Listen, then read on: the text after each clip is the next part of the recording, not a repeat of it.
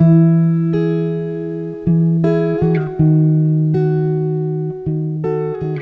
har været meget heldige at få dig med. Jeg har jo skrevet til dig, om du har lyst til at være med. Ja. Fordi vi kender hinanden, og at jeg synes, din historie er flot. Tak. Og jeg synes, at det giver et andet billede af, hvordan det er at have kræft og leve med kræften. Hvornår fandt du ud af, at du havde kræft? Da jeg var 19, så i... hvad år har det været? Det er vel 20. Ja. 20? Ja. Ja. Så jeg var ikke så gammel, nej. Nej. Og jeg havde egentlig haft lidt ondt i min mave, og sådan med min mildt. Og de troede til at starte med, at jeg bare havde mavesår eller forstoppet eller sådan noget. Okay. Helt ligegyldigt noget. Ja. Men da det ligesom blev ved med at gøre ondt, og jeg gik til læge, og jeg var inde på sygehuset, og de kunne ikke rigtig finde ud af, hvad der skete. Så til sidst, efter nogle uger, så tog jeg ligesom til egen læge og fik taget blodprøver, og kommer hjem. Og så ringer de et par timer efter og siger, at jeg har vildt mange hvide blodlemmer, og jeg skal nok egentlig tage ind på hospitalet. Okay. Den måde min læge får det sagt på, er ikke sådan super professionelt faktisk. Hun ringer til mig og siger, at hun slutter samtalen med at sige, tog jeg dig med bukserne ned? Og så er jeg sådan lidt, altså jeg er alene hjemme i min forældres hus sammen med min lillesøster. Hun er kun et år yngre end mig, så det er ikke fordi det er sådan... Nej. Men stadig en hård ting. Ja, og du ved, ja, og så ringer jeg til min mor og sådan, du skal nok lige vende hjem fra arbejde igen. Ja. Vi har lige fået en besked fra lægen om, at vi skal på sygehuset. Og min mor er meget chokeret og begynder allerede at græde lidt, fordi hun er sådan, shit. Okay. Og, vidste hun allerede der, hvad det var? Altså sådan, var I klar over, hvad det var, siden at hun... Nej, vi vidste faktisk overhovedet ikke, hvad det var. Altså sådan, der var galt, andet end at jeg bare havde vildt ondt i maven hele tiden. Og jeg havde også stoppet med at drikke, fordi jeg var sådan, måske er jeg bare ved at udvikle et mavesår. Ja. Så hun kommer hjem, og hun ringer til min læge, og sådan, hvad er det for en måde at komme med sådan en, hvad hedder det? Ja, sådan en stor udmelding på. Ja, og være sådan, hey, din datter har faktisk kræft.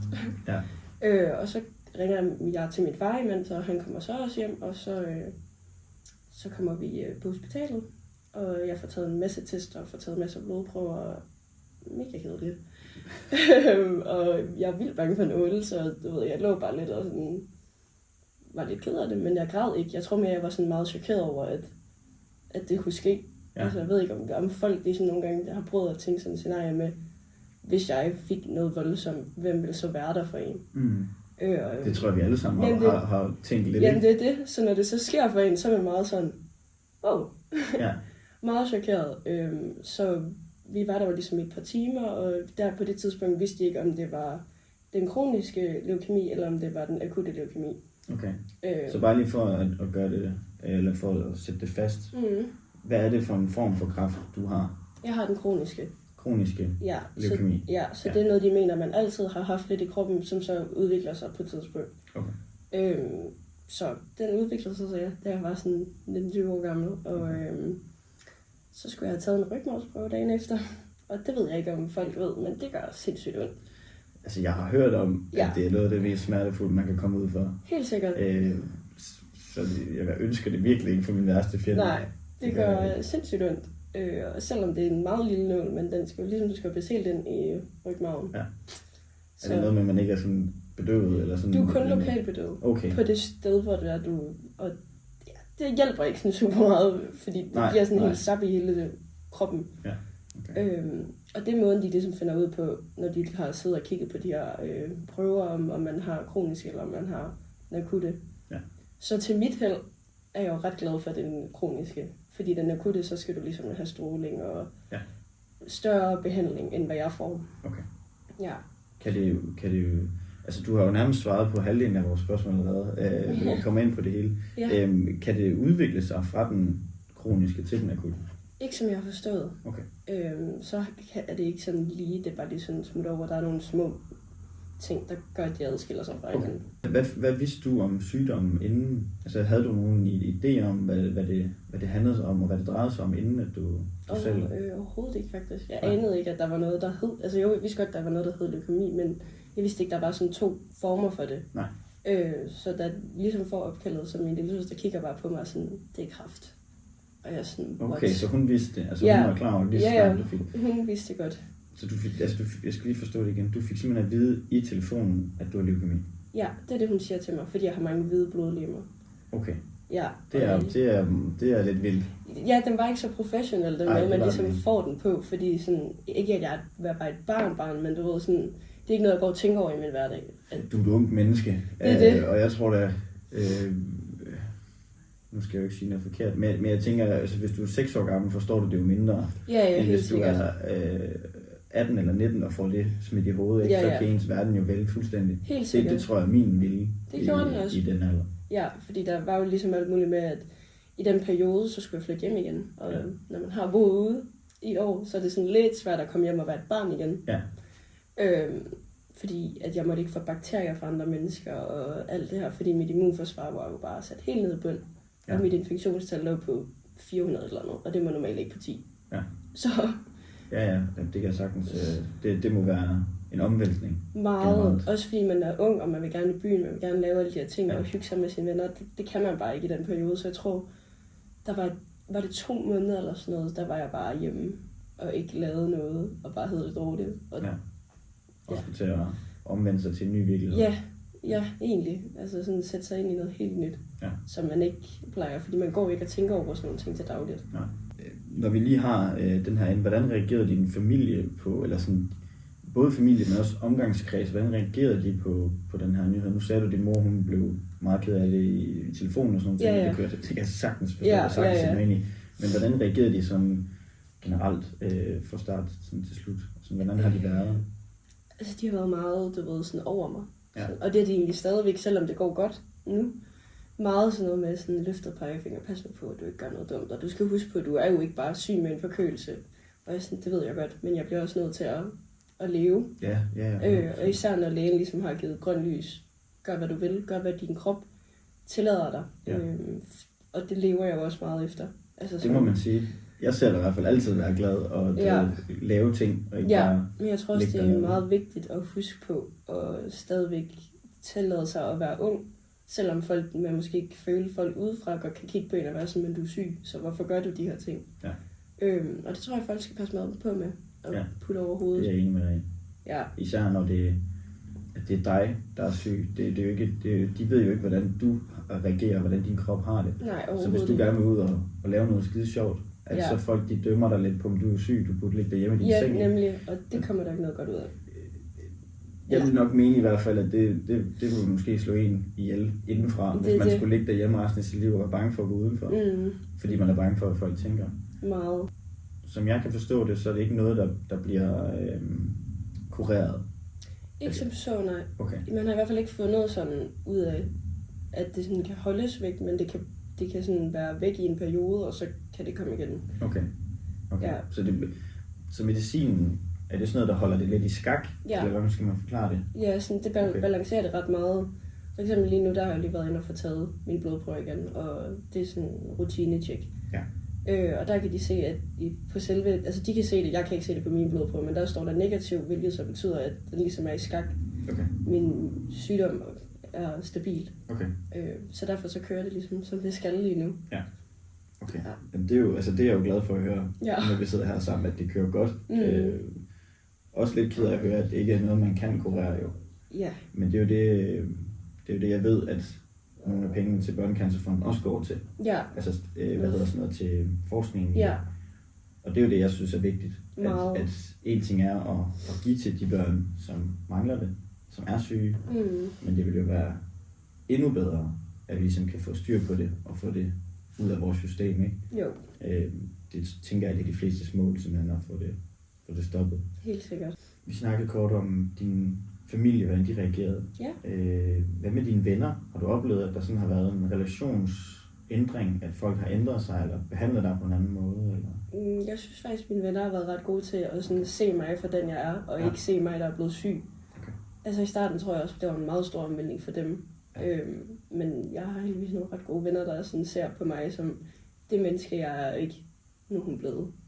Noget andet, jeg håber heller ikke, at jeg har ændret mig. Altså sådan, selvom der jo også er dårlige ting ved det, og man ikke kun kan være glad hele tiden, men altså man prøver. Klart. Så der er ikke nogen, der... Jeg kunne også godt forestille mig, at der er nogen, der vil sådan... hvad skal man sige? med lidenhedsmæssigt Ja. overdrive nogle ting. Ja. Det ved jeg ikke, om det er rigtigt, eller om det er bare sådan noget, jeg har tænkt. Jeg tror mere, det er mine forældre, egentlig, der er meget sådan. Men det er klart, jeg er deres barn. Du ved, de gør det jo kun i en god mening i at passe på mig, og at jeg ikke krasser af og sådan nogle ting. Og det tror jeg også, det er meget vigtigt for mig at fortælle mine forældre hele tiden. Men jeg dør jo ikke af det.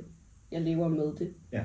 Men det tror jeg, de har svært ved nogle gange. Og der har mine venner ligesom grebet mig og været sådan, så gider vi ikke at gøre det. Selvfølgelig, hvis de bliver forkølet, så er de ret gode til at være sådan... Og holde sig væk. Ja, og bare være sådan, det er dig, det er op til dig. Har du lyst til at ses? Men bare lige så du ved det. Ja. Ja. Det var, du fortalte mig lige her for et par dage siden, hvor vi snakkede om det her med, at nu da vi lige har det der med, hvis de bliver forkølet. Der forklarede du mig, at det var, at hvis folk er syge, eller du selv bliver syg, så er det en vildere reaktion. Ja. Og så er det faktisk lidt akut, du skal afsted på hospitalet. Ja. Og du snakker om, at de faktisk har på et tidspunkt tilbudt at hente dig med ambulance. Ja. Kan du ikke lige prøve at sætte nogle få ord på det? Hvordan er det fungerer, hvis jeg for eksempel lige nu sidder og havde været syg? Hvordan det så ville kunne påvirke dig? Altså, du ved, en normal forkølelse er ikke sådan mega svær for mig, men lad os sige, der er influenza rundt lige nu. Og der har jeg jo fået influenzaen. Og heldigvis så får jeg jo så de stik, som er mod corona og mod influenza, som hjælper min krop til, at den ligesom kan komme hurtigere på benene igen. Okay. Så da jeg fik feber, så ringer jeg ind til min egen læge, og så vurderer hun ligesom med alle mulige derinde. Det var så ikke lige min egen læge, jeg kom til, det var en sygeplejerske. Og hun synes jo så, at det lød lidt voldsomt, og derfor ville hun godt have mig med en ambulance. Okay. Og det synes jeg lød lidt voldsomt, fordi jeg kunne godt mærke på min krop, at der var vi ikke. Okay. Så det er ikke noget det er ikke normal kutyme, at have den ambulance? Nej, altså normalt kommer vi egentlig faktisk bare selv derind, og sådan, om de lige vil tjekke det hele, for at være sikker på, at alting det kører, og at det ikke dykker igen. Ja. Har dit syn på livet ændret sig, efter du fandt ud af det? Jeg tænker, det er en stor omvæltning og en stor ting at få at vide. Ja. Hvordan tænker du om det? Altså, jeg har jo altid lidt ledet efter, at jeg bare gør, hvad der passer mig. Ja. Og det tror jeg, du ved, det satte lidt en stopper for det i starten, og jeg blev også ret uvenner med mine forældre over, at du ved, jeg var sådan, I forstår det ikke, fordi det er ikke jeg. Og det har de jo også, altså der var de også sådan, det har du ret i, men vi bliver nødt til at passe på dig. Og det er frustrerende. Så jeg tror bare, at nu lever jeg stadigvæk efter, at når jeg kan, så gør jeg det. Og det min krop, den siger, det må du godt, så gør jeg det. Okay. Så bare... du lytter bare meget til din egen krop, og så ligesom føler dig lidt frem? Ja, det tror jeg egentlig, at det er sådan det eneste, fordi sådan, hvis den har mega ondt, så bliver jeg bare nødt til at trække mig, og så tror jeg også bare, at jeg kigger lidt ud på, hvad jeg helst vil. Er det at gå i byen hver weekend, eller er det at skrue ned, og så tage til de ting, som faktisk betyder noget? Ja, okay. Tage til fødselsdag, der giver mening at tage til, sådan at den får et break. Okay. Jeg er glad for, at du siger det på en måde, at det ikke har sat en stopper for dit liv, og at dit syn egentlig som sådan ikke har ændret sig i forhold til, at du gør, hvad du gerne vil og har lyst til. Men nu er det bare lidt på nogle andre betingelser. Helt sikkert. Hvad ønsker du, at folk forstår omkring lige præcis måske din, men også en generel kræft? Jeg tror mere, at folk de måske skal, altså selve leukemi skal være en mere udbredt ting om kræft, så det ikke kun er det der med, at brystkræft, så risikerer du ligesom at dø af det. Ja. Så jeg tror, det er meget vigtigt, at måske det kommer ud, at folk faktisk godt kan overleve, og at man ikke skal tro altid, at nej, nu vælter hele verden, og nu dør vi alle sammen. Og ja, altså sådan, jeg synes bare, det er et emne, der måske bare burde blive lidt mere snakket om, at du godt kan, i stedet for, at du ikke kan. Det er jo lidt et tabu at snakke om, fordi jeg ved i hvert fald for mig selv, at sådan man får sådan lidt ondt i maven, når man ved, at man skal snakke om noget så personligt, og noget så farligt. Ja. Nu gør jeg sådan her, fordi det er jo farligt, men jeg tror, jeg har været meget heldig. I visse situationer er det jo så ikke farligt, har jeg så forstået. Ja.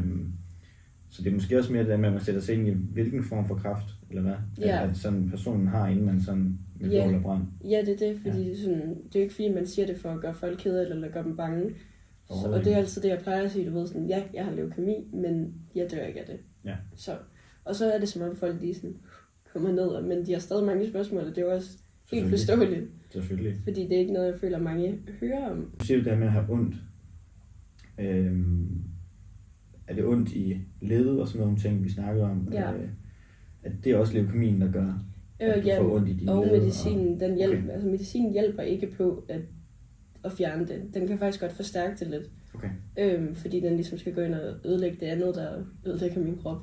Så mit håndled kan godt gøre en gang imellem, og så ned i mine ankler. Nogle gange mine tær. Okay. Men det er begyndt at blive lidt bedre, når jeg går ned i dosis. Ja, okay. Ja. Så det er faktisk... Så medicinen giver dig egentlig ondt Ja, for at holde alt leukemien andet. nede? Ja, Okay. Ja, det er jo også en eller anden form for kontra, så ikke der kører Ja. på den anden, fordi så er det jo den ene ting, der er godt, den anden ting er måske ikke så godt, Ja. og det skal du så balancere i at leve med, ikke? det er det. Og det er ligesom der, hvor det er, at man skal gå ud fra sådan, hvad kan man holde til? Ja. Altså, hvad giver kroppen der lov til at gøre? Fordi du gider heller ikke gå rundt og have ondt, men sådan, du vil heller ikke være ensom, eller ja, ikke have noget at se frem til. Lige til sådan en slutbemærkning, er der så et råd, du gerne vil give til andre? Noget, hvor du tænker, at det... Nok bare mega kliché jo. Altså sådan, gør det du vil, når du vil, når du kan. Og selvfølgelig lyt til de råd, du får, og hjælp. Altså sådan, du skal ikke føle dig presset til at gøre noget, som du ikke vil. Eller ja, hvis folk lige sådan, kom nu, tag nu med til det her, du kan godt. Så lyt til dig selv en ekstra gang og være sådan, er det vigtigt for mig at tage til det her forhold til i morgen, skal det måske noget, du hellere vil, så er det okay at sige nej. Super. Men tak fordi du gad at snakke med os omkring det og gøre os lidt klogere på det. Og give os en idé om, at man ikke behøver at dø af kræft. Og at vi andre måske skal sætte os lidt mere ind i, hvilken form for kræft. Og måske ikke at pakke jer så meget ind, hvis det ikke er det, I har lyst til at ønske. Nå, nu mangler det bare, at vi ikke har trykket start. Ej, det må du slet ikke sige.